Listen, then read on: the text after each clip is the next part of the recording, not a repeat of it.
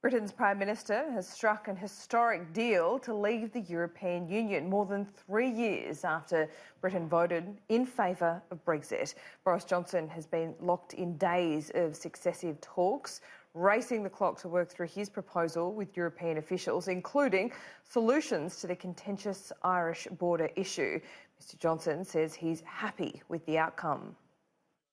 And I want to stress that this is a great deal for our country, for the UK. I also believe it's a very good deal for our friends in the EU.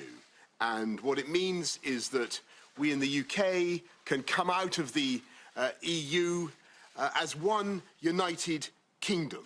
England, Scotland, Wales, Northern Ireland together. And it means we can decide our future together. We can take back control, as the phrase goes, of our money, our borders, our laws together, and we will be able to do free trade agreements around the world. And we can also build now, after 3.5 years. Speaking at a news conference in Brussels, EU officials have expressed their relief a compromise has been found that benefits both parties. But there's also a hint of sadness, would you believe, as the end of an era looms. On a more personal note, what I feel today is, frankly speaking, sadness. Because in my heart, I will always be a Remainer. And I hope that if our British friends decide to return one day, our door will always be open. The text on which we've agreed protects the rights of our citizens. It protects peace and stability on the island of Ireland. Fundamentally, today's agreement applies to people and peace. Our agreement protects the rights of 4.5 million citizens, 3.5 million EU citizens living in the UK, and more than 1 million UK citizens living in the European Union. Comes with a pretty big but, though, this story. The long-running saga isn't over yet. Both the British and European parliaments must endorse the deal before it can go ahead. Prime Minister Johnson is facing an uphill battle to win it as well. The Northern Irish Party must ratify any agreement, but the DUP has so far refused to support it. In a statement, says these proposals are not, in our view, beneficial to the economic well-being of Northern Ireland, and they undermine the integrity of the union.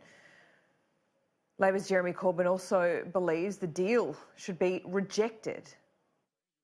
It doesn't meet our demands or our expectations. It creates a border down the Irish Sea between Britain and Northern Ireland, and it leads once again to a race to the bottom in rights and protections for British citizens and the danger, I beg your pardon, sorry, a danger of the sell-off of our national assets to American companies. Could you vote for it if a confirmatory referendum was attached to it?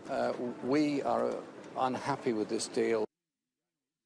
Well, if he was unable to persuade them during talks on Monday, Tuesday and yesterday, I think it's very unlikely that he's going to be able to pull something out of the hat that brings them back into the fold between now and the sitting of Parliament on Saturday, bearing in mind, of course, that he went ahead and tabled this deal despite the DUP indicating at 7 o'clock this morning that they were saying no. Now, the party we know has real concerns about this issue of the customs union. They're concerned that Northern Ireland would remain in the EU's customs union, practically speaking, even if it left the EU's customs union in a political sense. But their bigger obstacle has been around consent. Here at the Northern Ireland Assembly, when it's in session, the two largest parties, the DUP and Sinn Féin, each have the potential to veto legislation if they're uncomfortable with it. The DUP wanted that to apply in this case too, but the European Union said no, because the vast majority of people in Northern Ireland